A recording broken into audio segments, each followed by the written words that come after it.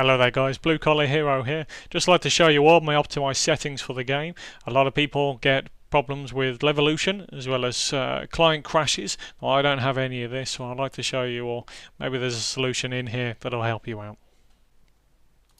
The first one, network smoothing factor. Now this one is a bit of a double-edged sword because simply the client side it has the hit reg detection. Your PC is telling the main server that you've hit that player, you've taken him down. Problem is, if you're that enemy player and you've moved from cover to cover, from your point of view, you're behind the cover, and from his point of view, you're out in the open. Now, there's no getting around this one. I have this set to 0% as it gives a true accurate position of where the enemy is. It's also supposed to help your hitboxes. Terrain quality, this is an eye candy feature. Turn it down if you're struggling for FPS. Texture filtering, this is an important one. You want this as high as possible so it gives you more sharp and detailed objects in the game. It actually has minimal impact on the performance of your system as well. Lighting quality, this is another candy eye feature. If you're struggling for FPS, turn this one down. Effects quality, this affects things like blood splatter, water splatter on your goggles, on your character. It also has some performance with the explosions on the map. I have this as high as possible for realism. Post-process quality, this one I have set on ultra. It's more detail at longer range. Similar to the one above, mesh quality is effectively seeing players at a longer range.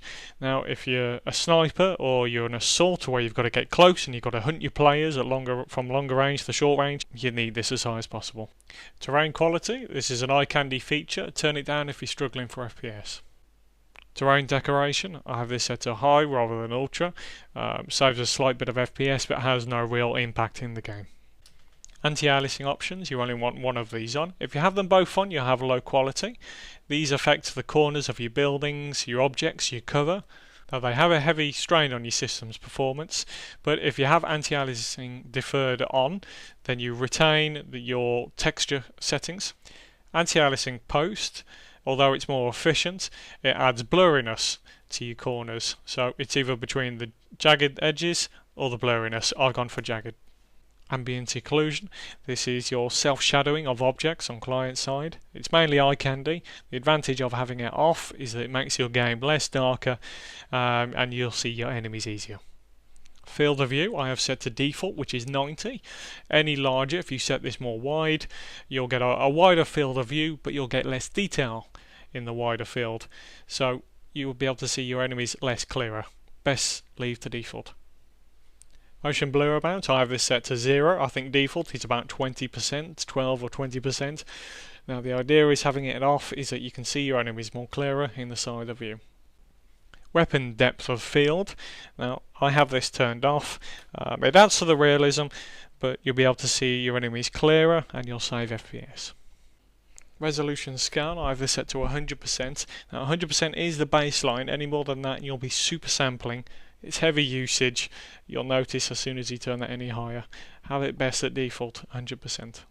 Okay, so that's my Battlefield 4 settings. It really helped my gameplay as soon as I optimise those. Of course, it's different for each PC, so please find my PC specifications below, as well as my email address should you have any questions. See you in the next one, guys.